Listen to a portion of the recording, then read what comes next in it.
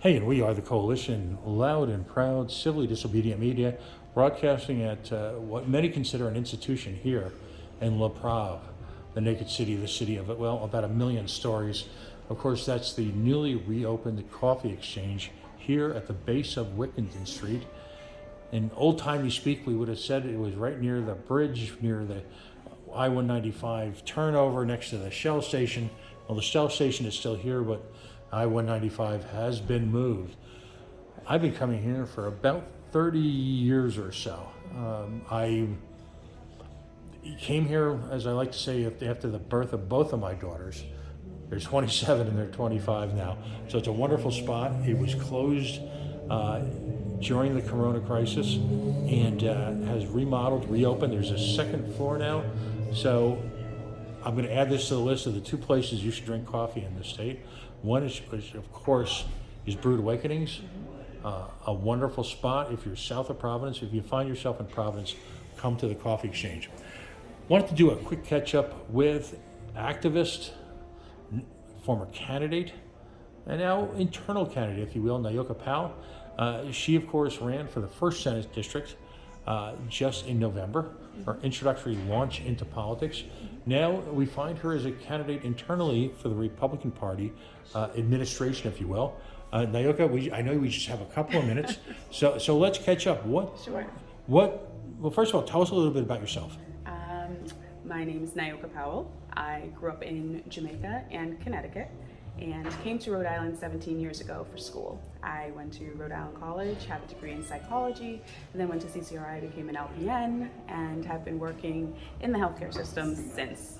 I currently work in occupational health in manufacturing, so I get the pleasures of not wearing scrubs to work anymore, but still doing what I can to help the community on my off days. What motivated you to run for now you're running for essentially the vice chair? Second vice chair. Second vice chair Yes. of the Republican Party. Very much a labor intensive, very much a grassroots effort, a lot of feet on the street, if you will, activity. What was your motivation, first off, for running for office, and then deciding to, in a sense, at least for now, pivot to an internal responsibility within the party? I ran for office because I was just seeing so much happening to Providence. I have a 5-year-old daughter and she was starting into the school system, and it became an issue where I could not find a reputable enough school in Providence to send her that would be a public school.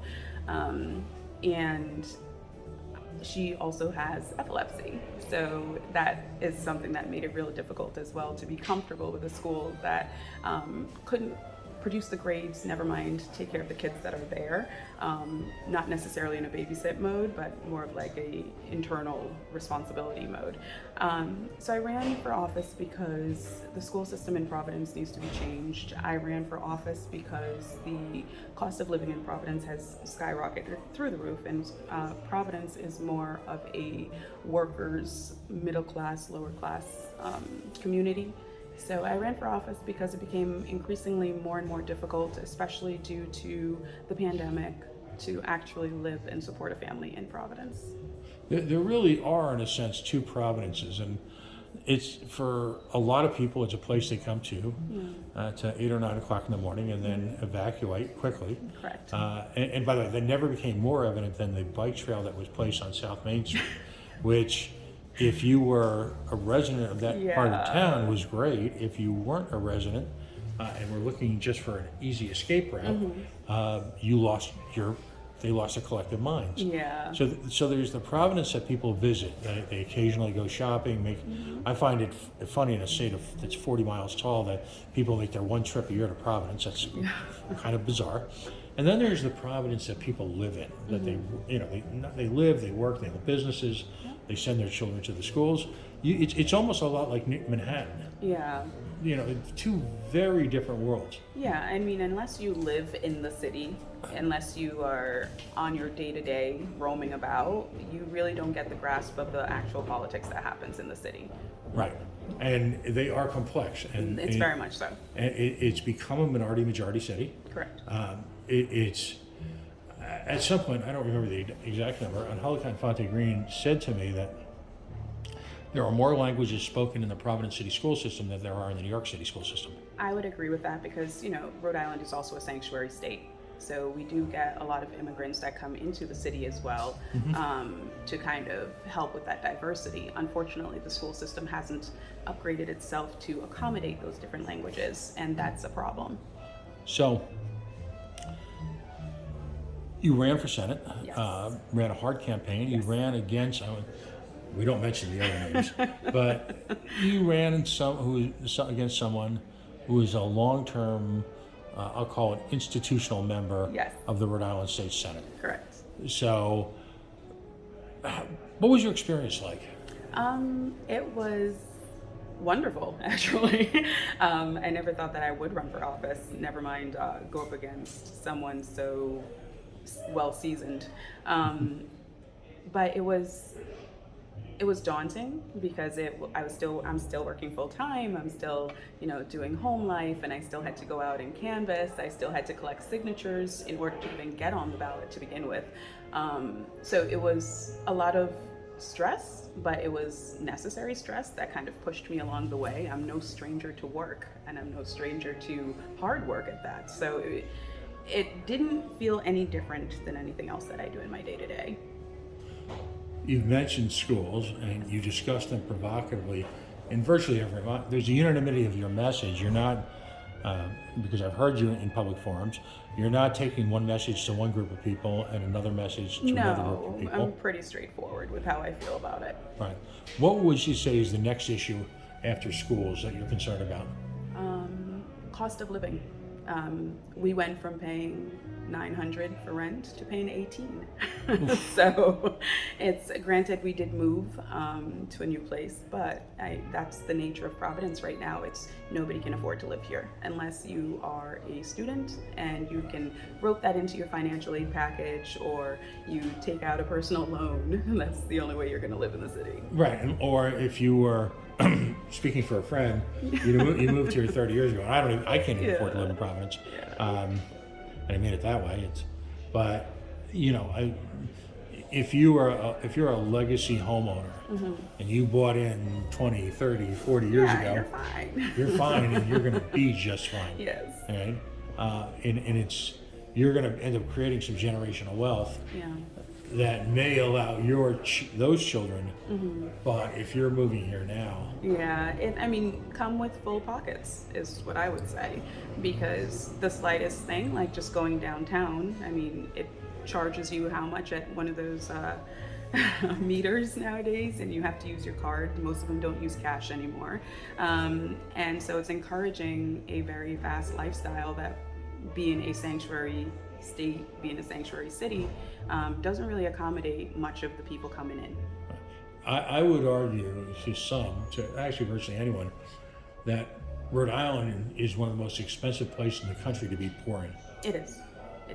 Just in virtually, there's somebody grabbing at something at virtually every angle. Even with retirement, Rhode Island is in the top 10 most expensive states to retire in, where it costs the average retiree over $700,000 a year in order to live in the state. Now, is this where I tell you that just a few short months ago, I got what some might consider the holy grail in Providence? I got a press parking permit, which means I don't have to pay no meters as long as I'm on official business. Yeah. Yes, right now you could kill me with that spoon right there, couldn't you? If looks could kill. Yes. All right.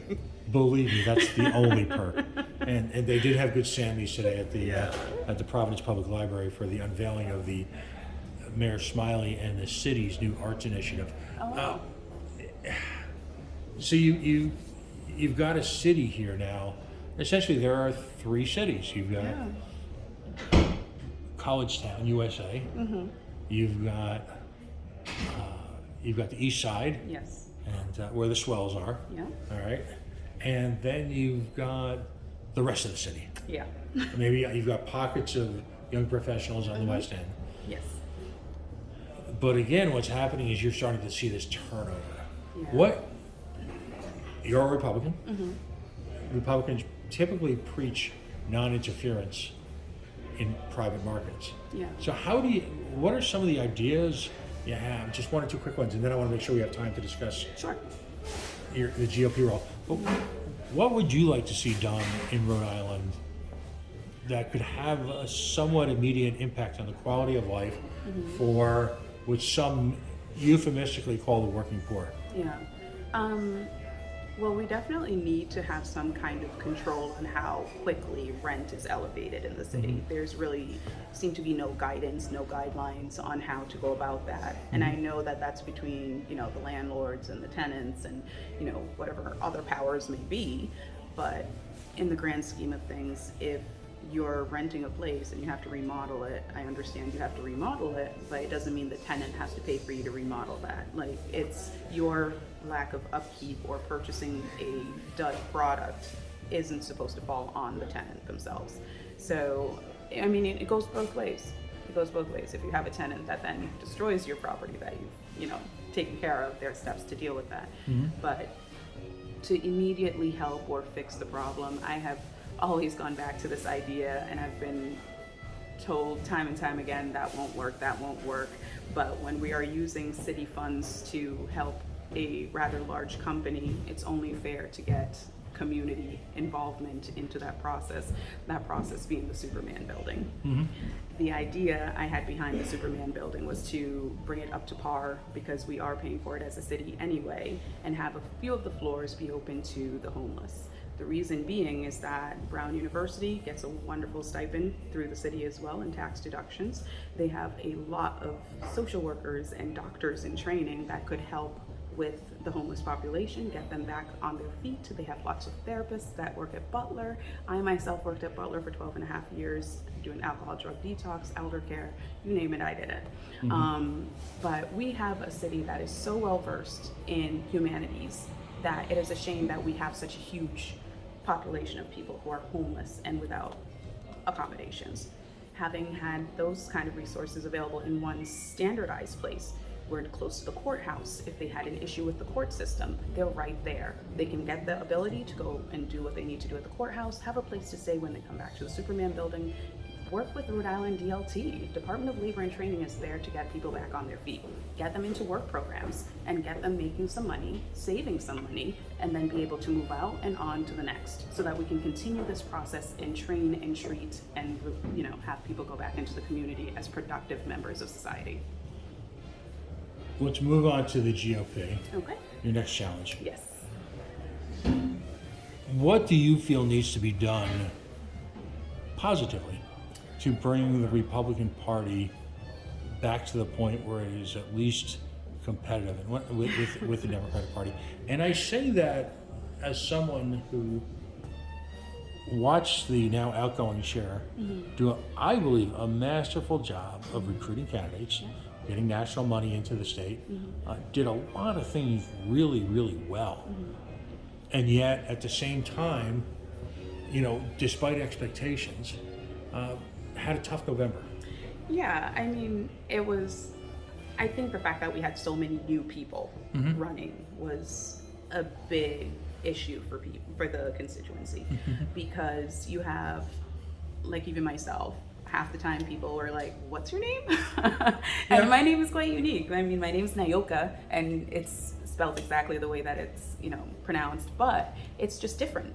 It's different, and it throws people off. So when you're different, and when you have so many different people all running at the same time, it's very hard for everybody to keep up. So familiarity is the best thing. You had candidates there that made distinct impressions on a high level. A couple, and I don't want to miss anybody, so we'll just mention a couple. Murray Hopkins and Amanda Blau strike me as particularly good examples of in Amanda's case, she'd run for hyper-local office. She was a school board member. And Murray Hopkins, who just a nurse, someone well-versed in the issues facing her community, come within literally a handful. Yeah, like many percentages. Right, or even handful of votes, less than 50. Yeah. Without mentioning individuals, because these are very personal decisions. But do you think that you're going to be able to re-recruit them? Do you think you'll see another shot out of these folks? Oh gosh, yes. I think that once we reorganize and get ourselves more secure and understand what we're doing as a party, I think we'll have quite the impact. I'm not concerned with the next election because I feel that most of what we've been doing is the hard work that needs to be done. And so, this was supposed to be a year off. 23, if you're a grassroots organizer. Yeah. Some guy named Cicilline decided to throw that into chaos. Yeah.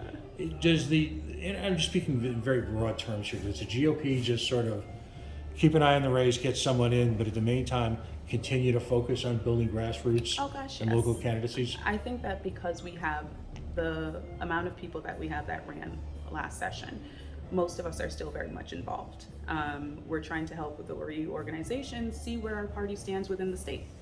And in order to do that, we do need to go out and be with the people. And that's what we're doing. Some of your ideas for activities are getting more deeply into the community, and just as importantly, the V word, the volunteer word. Yeah.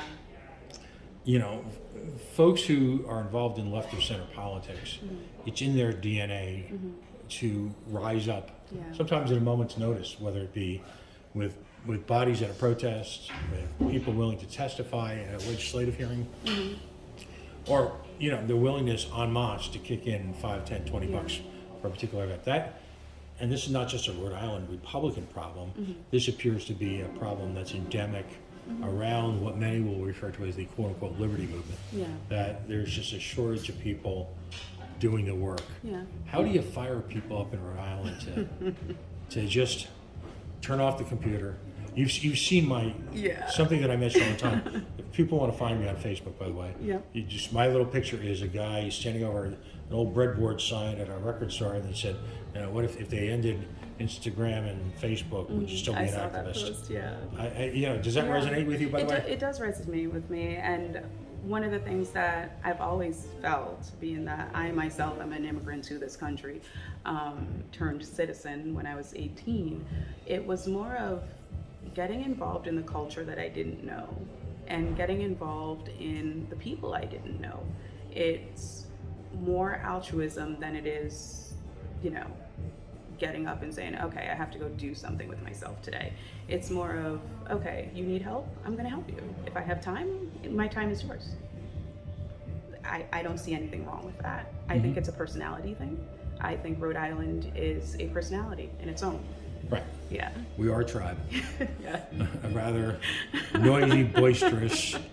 So, I've run into people who say the same thing where they're like, okay, well, what are you going to do differently? My question is, what are you doing differently? It's not what am I doing differently? I'm at your door knocking and asking for your support. What are you doing different? As a constituent to the state, to the city, what are you doing to make sure that the next election or the next person that goes into office is going to have your best interest at mind? You really need this year, don't you? We all do.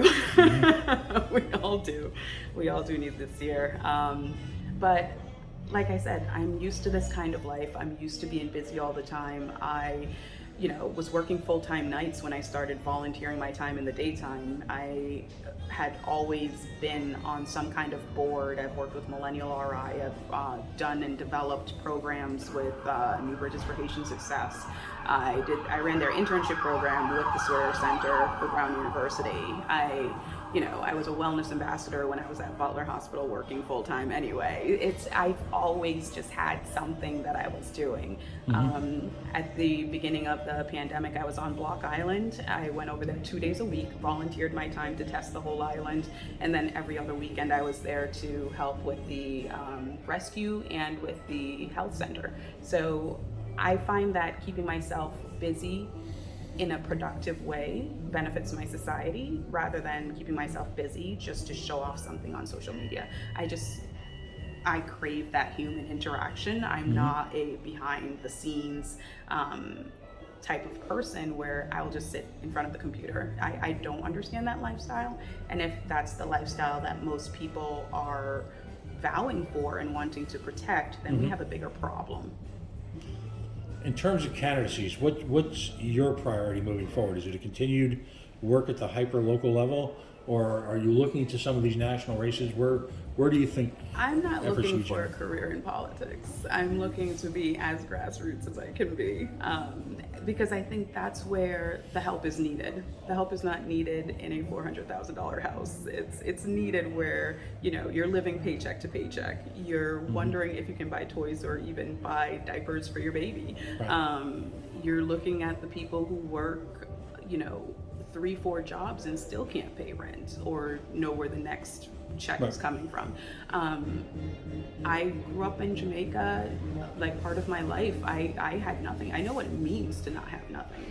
I grew up in a little tiny town called George's Plain, on the west end of the island, and I can just tell you stories of things that I've seen, ways that people have been in my life that just, I know what it means and what it feels like. And if it means that I can help someone get out of that, then I've accomplished everything. Interesting. Do you think the Republican Party is ready for you? I don't think so. I honestly don't think so. I don't know. I think different. I'm not a, I don't know. I think different. I've noticed from the people that I've been around from the party, I've no problem socializing, as you can see, but just the way I look at things is just different. So many successful political movements have created a base addressing sometimes the most primal needs of folks in the community. Correct. And move from there. Is that a That's what I'm looking into. That's where I want to be. I want to be able to uplift a community, an entire community, out of the squall that will put them in. And as a government, we should be concerned that that's what's happening right now. How can folks reach out to you? We call this segment, and we're going to talk a lot. Sure. We call this part of the segment shameless self-promotion. So we engage in some shameless self-promotion. Rhode Island Republicans in particular, first of all, the convention is in March. Yep, March 25th. And where's it being held? At the moment, I don't know off the top of my head. Is it open to the public, or do you have to be a party member? I believe you can bring a guest. Okay. I believe that I will get that information back to you No, after I speak no to problem. the people who are planning it. I'm not planning it. But in particular, for the moment, if you're a Rhode Island Republican, it's important that you, particularly if you have voting status. Yeah, at definitely. this- If you are a delegate, definitely go to the convention. Right, and how can they reach out to you to have that sort of quiet conversation? Sure. Because you really are looking at, and again, this is almost, in a sense, if I phrase it this way, it's unfair to Sue Schenke because, again, yeoman-like efforts to bring the party to the next level. Yeah. And yet, since both of you and I have spent a great deal of time in grassroots politics, we know the work and the successes she had Yes. that might not have translated into the ballot box, but Correct. at the same time were successes. Oh gosh, yes. All right. So when I say this is a breaking point, in a sense, Sue's administration is the one that sort of set the table, from my perspective. And you can tell me if you think I'm wrong, but set the table for the next wave of younger Republicans to build on. Do you think that's a fair way to look at it? I think that's a very fair way to look at it because, you know, with the resources that were available, we did a lot. It might not seem that way because people weren't as engaged with the party as a community or as a state, but I felt that what she had in her arsenal was exactly what she used. So folks, where can folks find you? You can find me at powellrisenate.com, or you can send me an email at npowellsdi@gmail.com, or you can call me or text me at area code 860-460-2335. To have that quiet conversation. Yes.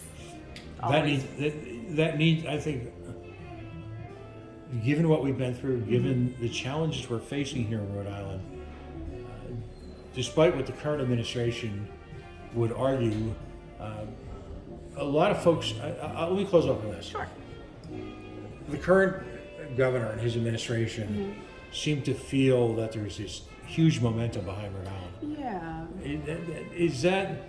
Does everybody get that momentum, or is it No. reserved for the select few? It's reserved because the momentum to uplift and help provide that stability, that basic need that we were talking about, that most of the doctors and nurses or CNAs are well versed in, the basic care on Maslow's hierarchy of needs, are not being met for a great portion of the state.